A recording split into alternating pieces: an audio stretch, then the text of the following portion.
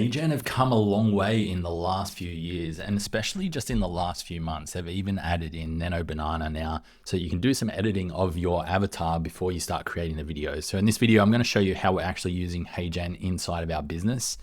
And then I'm going to dive into how we can use Nano Banana inside of HeyGen as well. Let's dive in. So when you log in, you can see all of the different ways that you can use this HeyGen avatar. Now, I find that most of these are not really that useful for most businesses. Like I don't see any use case for PDF to video, for example. Like there's no real point unless you're a massive enterprise company and you want to create an avatar, which I don't know, I kind of get it, but it's not really that useful for most business. The way that we use this is by using the avatar feature, and then we take very short snippets from our videos when we're editing inside of Descript, and then we'll use just very small snippets done with HeyGen. So anytime we're doing some sort of screen share type of video, then that's when we would use HeyGen, is to just break up the video a little bit by using that avatar. So the best way to get started with avatars is to come into your avatars tab here, and then you want to create a new avatar. So you want to start from a video. This is the best way to do it to get the most realistic version.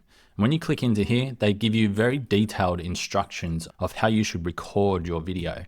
And I've done this both ways. I didn't watch that video the first time and I didn't get a great result the first time. The avatar was always looking over here and in different places. So I started to follow the video and it actually made the avatar 10 times better. So my recommendation is to watch that video, take on the instructions that they are giving you, and then make sure you follow those instructions to get the best result.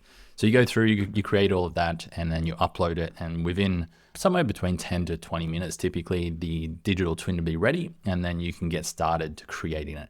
So the way that we do this in Descript is we'll chop a little scene inside of Descript. So this basically, we just create a little composition, I think they call it.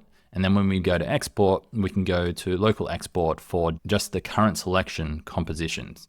So that will then just export this tiny little section here. And then we come into our avatar and we choose this avatar. So this is our latest 4K one. So we would come in, we would choose this, we go to create with AI Studio. And then rather than adding in a script, then we actually upload an audio. So here we would then drag that audio. As you can see, all of the previous ones have been in here. We would drag that audio in, and then what HeyGen will do is they will sync that audio to the avatar. So this is how you can get really solid results, is doing it this way. By trying to get it to generate on its own first is actually a lot harder to do. So we take a little bit of a longer approach. It does require more work, but we generate first the entire script inside of 11 Labs. You just have a little bit more control inside of 11 Labs for what you can do and the quality that comes out. Even though you're integrating with 11 Labs here as well, for some reason the quality is just better inside of the 11 Labs platform itself. Then we just take the small snippets after editing inside of Descript and then uploading into here. So once that's ready, we simply just download it, put it into our Descript composition or into our Descript flow, and then match up the correct audios to this video. So that's how we're using AI avatars on a day-to-day basis. But now let's have a look at the new addition that they have added into here. So let's just select this HD image, for example.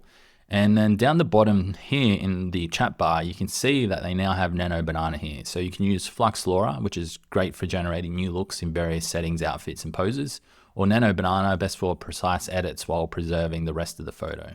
So we're going to add in a couple of reference images here. So I've already got this one here, which is a glass of whiskey. So I'm going to say add this glass of whiskey to the table as if it's part of the set and make it look realistic.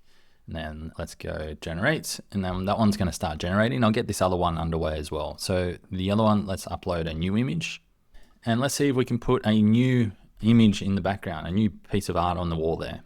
So I'm going to say replace the art on the wall with this new piece attached in the image. So we need to reference this image. All right.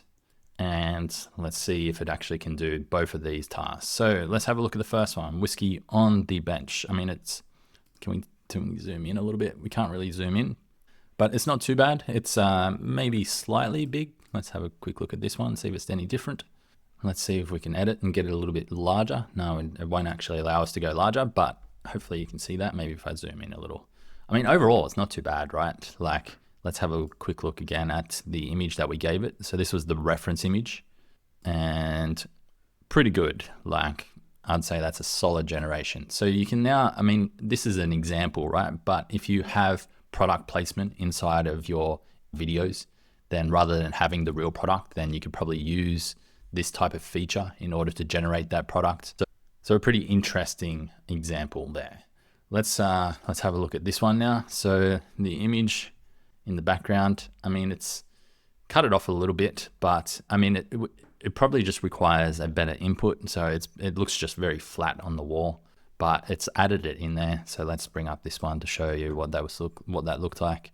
Yeah, I mean, it's just probably the quality. I could have chosen a better image, but again, adding something in the background to like change it up, and maybe it's a promotion, maybe it's a brand that you're working with.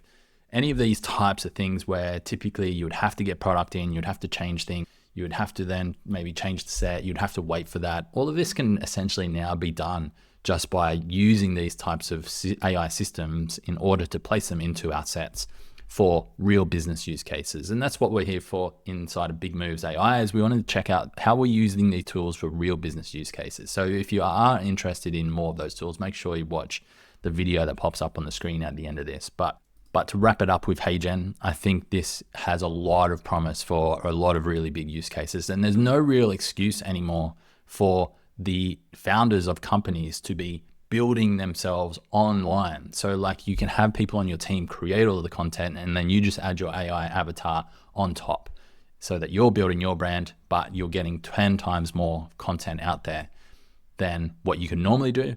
Because if you are a founder, then you're probably really busy all the time. So you don't really want to be creating content all the time, but there's so many different ways now that we can get around having to spend time and time creating this content. Now, the one tip that I will give you is, if you are using these for content, I don't think it looks good for any more than like 3-second clips.